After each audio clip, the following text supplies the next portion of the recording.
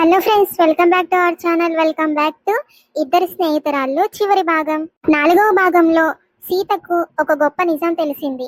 ఇన్ని సంవత్సరాలు మాట్లాడుకోకపోయినా గీత తన స్నేహాన్ని ఎప్పుడూ మర్చిపోలేదని అర్థమైంది.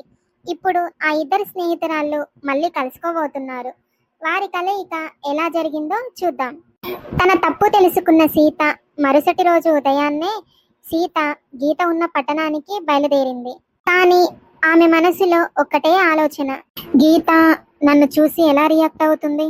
అసలు గీత నన్ను క్షమిస్తుందా? కొన్ని గంటల తర్వాత గీత ఇంటి ముందు నిలబడి ఉంది సీత.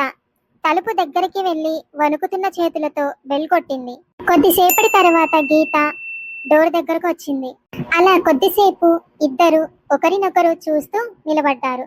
కొన్ని సంవత్సరాల దూరం, ఎన్నో అపార్థాలు, ఎన్నో బాధలు అన్నీ ఆ క్షణంలో కరిగిపోయాయి. సీత కళ్ళల్లో నీళ్లు నిండాయి. అది చూసిన గీత కూడా కన్నీళ్లను ఆపుకోలేకపోయింది. సీత ఒక్కసారిగా గీతను కౌగిలించుకుంది. నన్ను క్షమించు గీత, నేను నిన్ను అపార్థం చేసుకున్నాను. సీత, నువ్వు ఏడవకు. నిజమైన స్నేహితులు ఎంత దూరమైనా మనసులో ఎప్పుడు దగ్గరగానే ఉంటారు. ఆ మాట విన్న సీత ఇంకా గట్టిగా ఏడ్చింది. సీత, నువ్వు ఏడవకు, ఇలా రా, కూర్చో. కొద్దిసేపటి తర్వాత ఇద్దరు తమ పాత జ్ఞాపకాలు గుర్తు చేసుకున్నారు. స్కూల్ రోజులు, ఆటలు, కలలు అన్నీ మళ్ళీ వారి కళ్ళ ముందుకు మెదిలాయి. అప్పుడు గీత నవ్వుతూ ఇలా చెప్పింది, మన స్నేహాన్ని ఒక అపార్థం ఓడించలేకపోయింది. అప్పుడు సీత నవ్వుతూ, అవును గీత, నిజంగానే. ఆ రోజు నుండి ఇద్దరు మళ్ళీ పాత రోజుల్లా కలిసి ఉండసాగారు. కాలం మారింది, జీవితాలు మారాయి, కానీ వారి స్నేహం మాత్రం మారలేదు. ఎందుకంటే నిజమైన స్నేహం అనేది అవసరం ఉన్నప్పుడు గుర్తు చేసుకునేది కాదు, అవసరం లేకపోయినా మనసులో నిలిచిపోయేది.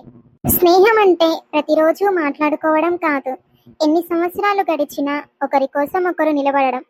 సీతా గీతల కథ మనకు అదే నేర్పింది. నిజమైన స్నేహం దూరంతో తగ్గదు, అపార్థాలతో చనిపోదు, నమ్మకంతో మరింత బలపడుతుంది. ఈ కథ మీ హృదయాన్ని తాకితే ఒక లైక్ చేయండి, అలాగే మీ ఫ్రెండ్స్కి షేర్ చేయండి.